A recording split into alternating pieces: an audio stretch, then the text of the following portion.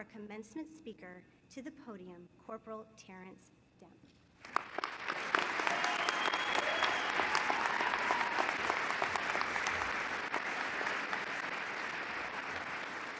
Wow. First and foremost, good evening to everyone. It's just such a pleasure to be here. I want to give a special thanks to Dr. Bogard for such a wonderful introduction. I want to give a thanks to the faculty, staff, the Board of Trustees, and you graduates. If it weren't for you all, we wouldn't be here this evening. So thank you all for the work that you've put in to get us to where we're at right now. And it's just such an honor and a privilege to be here this evening to celebrate such a momentous occasion. We're gathered here to celebrate you all, the graduates that is. Everyone else is here as a witness. For not just gaining a degree, but taking a step in the right direction. This is a time meant for self-reflection and the efforts that it took to get to this moment that we are at right now. So all of you come from different backgrounds and have different stories, but the beauty of this moment is that we can come together and celebrate it with one another. This evening is all about you, the graduating class of 2022. I'm thankful to be here today because I didn't get to attend my graduation ceremony. It was the height of COVID and I was in boot camp. So this is a special moment for me as well. So all of you have spent countless amounts of energy and hours and effort to get where you are at today. And it doesn't go unnoticed.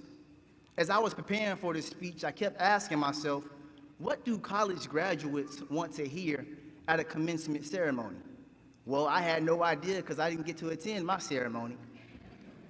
But if I did know, I would say something like this: never be too prideful to ask for help. The world is full of tools to help you accomplish your goals. You just have to be willing to go out and look for them. It is because a result of other people's help and assistance that brought me to where I'm at today.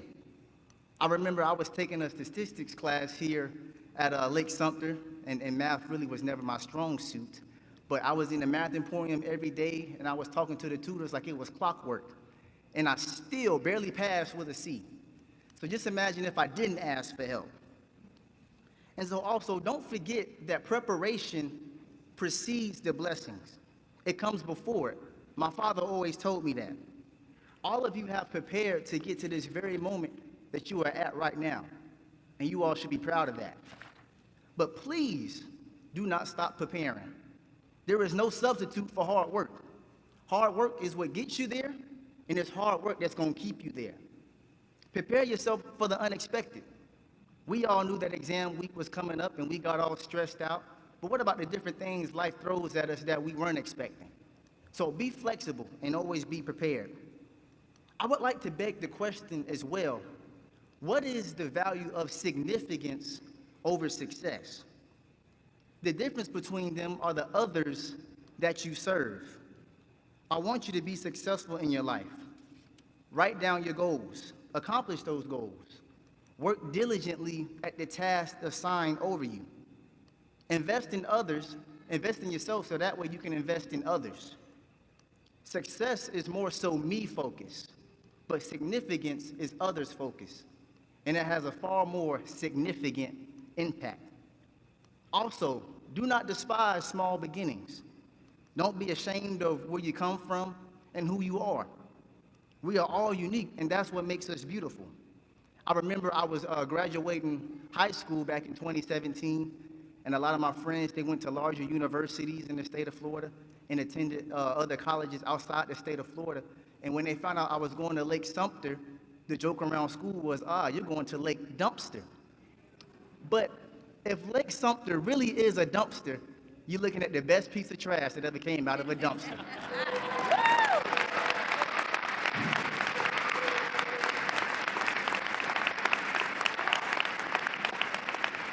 So please do not despise your beginnings.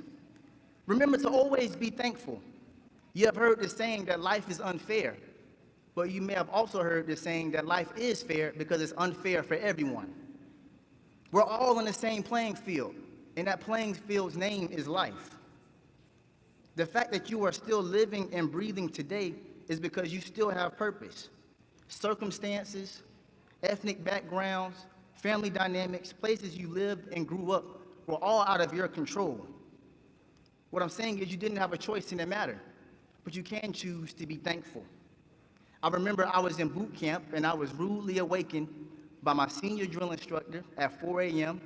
and he woke up myself and my rack mate who slept on top of me, and they took us outside to the sand pit, and we were doing a bunch of extraneous exercise, from push-ups, pull-ups, sit-ups, crunches, you name it.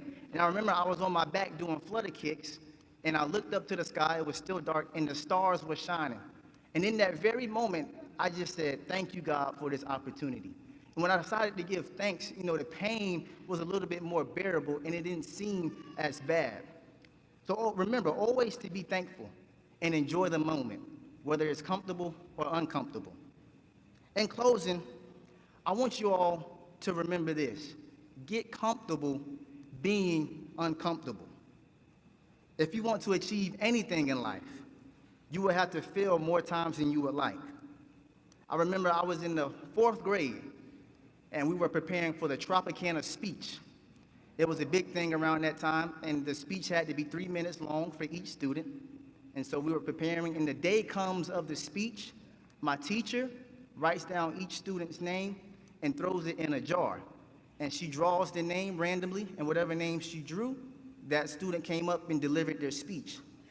I just so happened to be the very last name that was drawn that day. And I remember I was approaching the pulpit, and the podium rather, and I was delivering my speech, and I had a nervous breakdown throughout the middle of the speech, and I started crying uncontrollably, and I barely made it through the speech.